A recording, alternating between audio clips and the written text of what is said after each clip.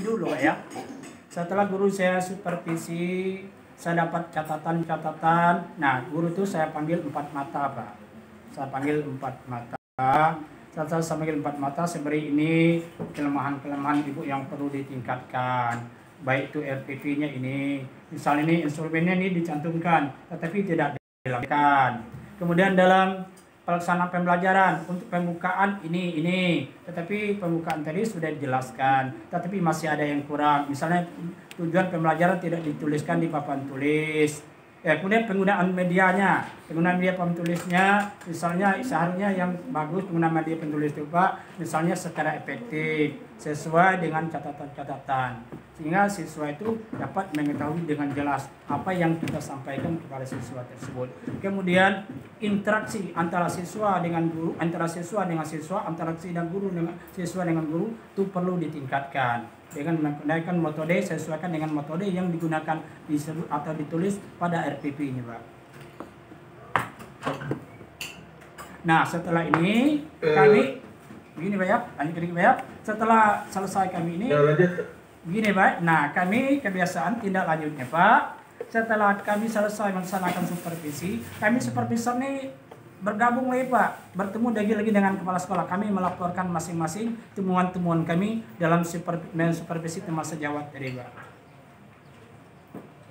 Hanya itu Pak. Kemudian tanggapan dari guru yang Bapak supervisi sendiri bagaimana? Ya, alhamdulillah ya, kita menyampaikan saya bukan menggurui, saya sifat saya Pak, tapi saya sebatas kemampuan saya. Ini kelemahan ibu nampaknya alhamdulillah ibu-ibu yang supervisi juga menerima dengan baik Pak, dan berjanji akan memperbaiki baik itu RPP maupun pelaksanaan pembelajarannya Pak.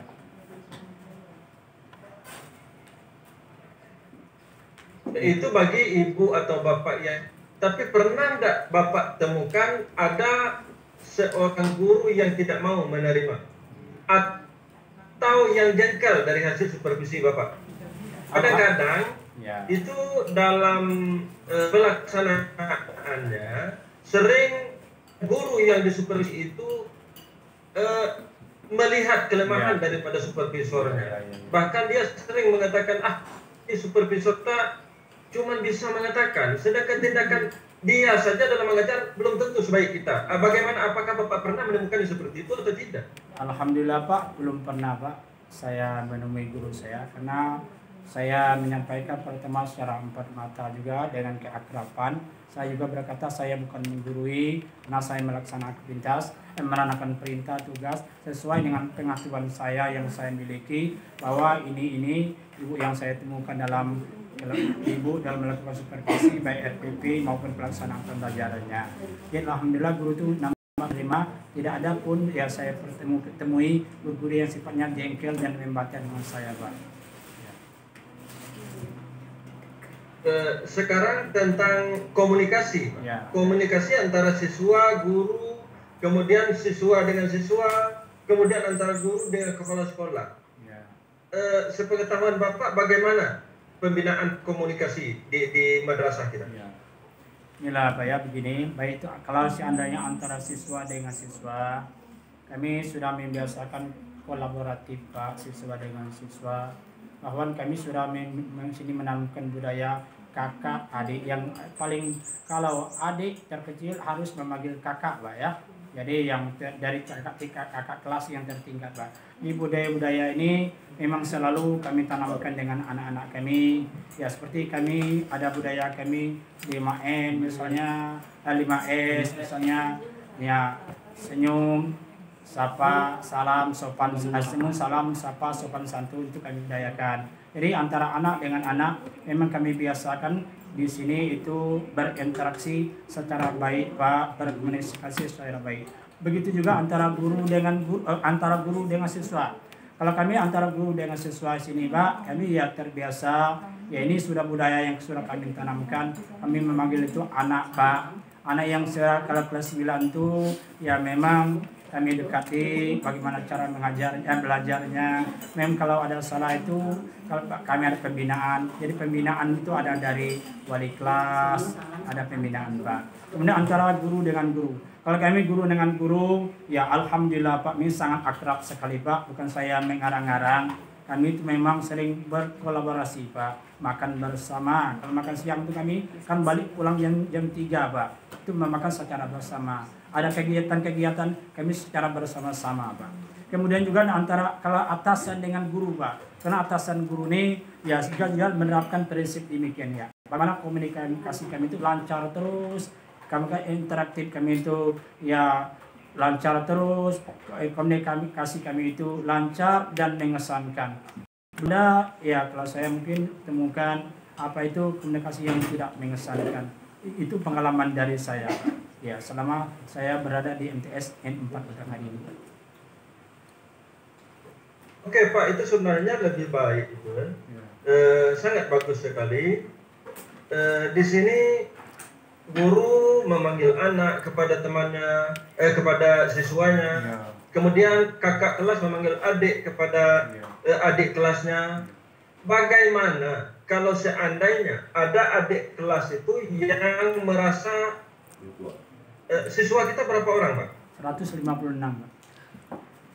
156. Dari 156 itu tentu ada antara siswa kita yang umurnya lebih tua adiknya daripada kakaknya. Nah, misalnya siswa kelas 1 mungkin ada yang lebih tua dari siswa kelas 3. Nah, bagaimana? Apakah dia bisa menerima? Kalau menurut logika ini, apakah dia bisa menerima? Orang yang lebih muda mengatakan adik kepada yang lebih tua. Baik Pak ya, memang ada pernah kami temukan, bukan hanya itu saja Pak. Biasanya anak ini yang tinggal di lingkungan yang sama, dia biasa memanggil temannya, kawannya itu dengan nama Pak. Itu biasa, bukan hanya itu saja. Pas diterapkan di sekolah itu sering kami temui itu. Ada kami itu tidak sering. Nah karena kami ini pada waktu kami kan di sekolah ini waktu ada masa taruh siswa madrasah. Nah masa taruh ini di sinilah kami budayakan siswa. Jadi anak-anak panitia kami libatkan, kakak-kakak kelas itu kami libatkan OSIS. Jadi budaya ini betul-betul kami terapkan supaya yang baru ini sekalipun umurnya sudah lebih tinggi, lebih tua dari kakak kelasnya, mohon budayakan dipanggil setiap kakak kelas dipanggil abang, dipanggil kakak. Nah, seandainya kami temui itu, nah siswa yang merasa misalnya ada kelas 8 dipanggil oleh kelas 7 nama, karena kelas 7 merasa dirinya lebih tua, maka ya, mohon kelas 8 ini melapor kepada wali kelas. Kemudian wali kelas melapor kepada wakil kesiswaan. Nah, akan berikan pembinaan yaitu teguran lisan Pak. Itu. Oke. Nah, sekarang tentang budaya saling menjaga lingkungan. Ya. Kita terutama budaya bersih yang saya sebenarnya kemarin itu saya menghubungi kepala sekolah tetapi HP-nya tidak diangkat dan WA saya pun tidak dibalas. Saya ingin melakukan komunikasi mengatakan bahwa dalam profil sekolah nanti kami akan melihat ini. Tetapi sayangnya sampai saat ini mungkin WA saya belum dilihat Ibu Kepala Sekolah. Kami ingin nanti ada sebuah video, mungkin apakah di akhir pertemuan kita besok, itu yang memang benar-benar memperlihatkan kondisi asli atau lingkungan sekolah kita nanti. Saya ingin mengatakan itu kemarin itu, dan saya lihat tayangan profil tadi, itu seperti orang yang sedang menayangkan ini presentasi tentang hasil karya. Jadi bukan ini berbentuk foto-foto paling banyak tadi. Jadi bukannya video kami, keinginan kami mulai dari masuk gerbang MTS 4 ini sampai kepada ruang kelasnya, kondisi kondisi itu perlu di toilet juga Pak ya. Nah, sampai di toiletnya, perpustakaan, inilah gambaran MTS Negeri 4 ini. Begitu maksud saya, tapi belum saya sampaikan kepada kepala sekolah karena memang saya telepon kemarin belum diangkat. Ya. Jadi nanti tetap kami akan meminta itu. Ya, Pak, ya. Kemudian kita lanjutkan tentang kebersihan sekolah tadi, Pak. Tentang kebersihan sekolah, satu lingkungan sekolah. Bagaimana Itu kelas. sekolah menerapkan budaya lingkungan sekolah yang bersih, tertib, Pak? Bagaimana, Pak? Ya. Ini Pak ya, kami di sini kebetulan alhamdulillah Pak ya, kami sekolah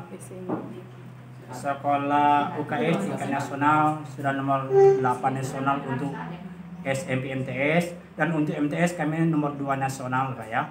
Kemudian untuk sekolah di Adiwiyata kami ini sudah nomor 1 provinsi Pak ya. Jadi budaya-budaya bersih ini memang sudah kami terapkan dengan anak. Maka ini ada kami pamflet itu namanya LISA Pak. LISA itu artinya lihat, sampah, ambil, buang pada tempatnya Pak. Jadi kami sudah mulai di gerbang itu ada security, kemudian guru piket sudah ada standby Pak. Kemudian setiap tong sampah, setiap ruangan ada tong sampah Pak. Nah, kami sudah menyediakan. Jadi anak-anak itu kami pagi-pagi guru piket itu ada samping atau lagu-lagu Islami Pak ya, kami putarkan. Mulai datang, anak-anak datang mulai gerbang itu sesuai dengan budaya kita, lihat LISA, lihat sampah, ambil, buang pada tempatnya. Nah, alhamdulillah budaya-budaya ini nampaknya masih melekat Pak. Ya karena itu kami itu ya karena mungkin kami ini pernah ya mengikuti UKS tingkat nasional, juara 1 sekolah madrasah Adiwiyata atau sekolah Adiwiyata. Jadi budaya-budaya ini masih turun-temurun ya, dan sampai sekarang masih kami laksanakan. Tidak hanya siswa, juga guru seperti itu juga Pak. Jadi samping itu kami juga ada petugas kebersihan khusus untuk taman kebersihan ada Pak. Jadi untuk siswa sudah kami budayakan seperti itu Pak. Jika kami tidak ingin melihat bahwa ada sampah yang masih terlihat dengan mata itu mengganjal di hati Pak.